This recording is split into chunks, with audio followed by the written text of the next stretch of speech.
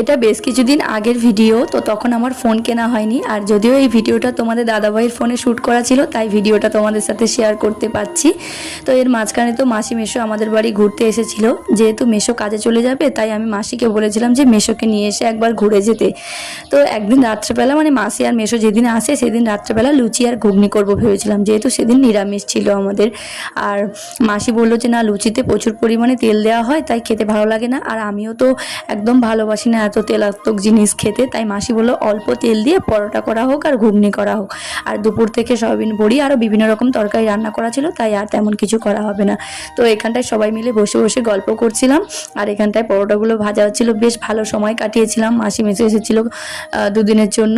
তো সমস্ত ভিডিওগুলো তো হারিয়ে ফেলেছি আমি, আর যেইটুকু আছে সেইটুকুই তোমাদের সাথে শেয়ার করছি। তো তোমাদের ভিডিওটা কেমন লাগলো কমেন্টে জানিও। যেহেতু আমরা গ্রামে থাকি, তাই আমার এই গ্রামের সাধারণ ভিডিওগুলো তোমাদের কেমন লাগছে অবশ্যই কিন্তু কমেন্ট করে জানিও। দেখা হচ্ছে নেক্সট